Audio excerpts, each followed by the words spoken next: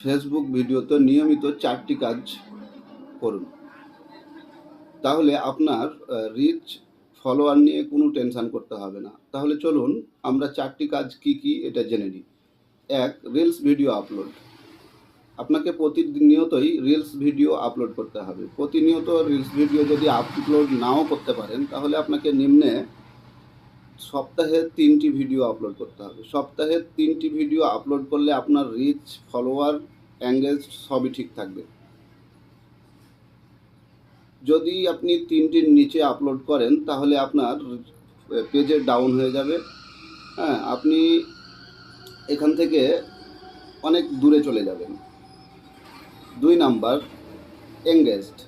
আচ্ছা, এঙ্গেজটা কিভাবে বাড়বে? এঙ্গেজটা এইভাবে বাড়ে, আমরা অনেক ভিডিওতে দেখে থাকি যে আসুন আমার এত হাজার ফলোয়ারে আপনি একটা কমেন্ট করে যান, রিপ্লাই করে যান। এখান থেকে আপনার কোনো লাভ নেই। আপনার যারকে কমেন্ট করলেন, যার ভিডিও দেখলেন, তাকেই প্রমোট করলেন, তার এঙ্গেজ বাড়লো।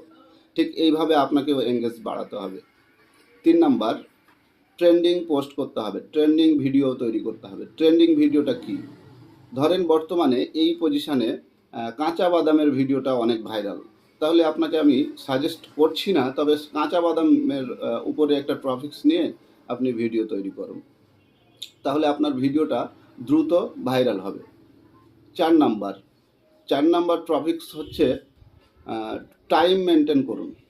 টাইম মেনটেন করুন। আপনি যদি প্রতিদিন 4টা ভিডিও আপলোড করেন, তাহলে আপনাকে 4টা টাইম বেছে নিতে হবে এবং ঠিক ওই টাইমে আপনার ভিডিওটা আপলোড করতে হবে। দ্বিতীয়ত কথা হলো যে আপনার ভিডিওটা কোন সময়ে বেশি ভিউ আসবে, কোন সময়টাতে বেশি ভিউ আসবে এটা আপনাকে বেছে নিতে হবে।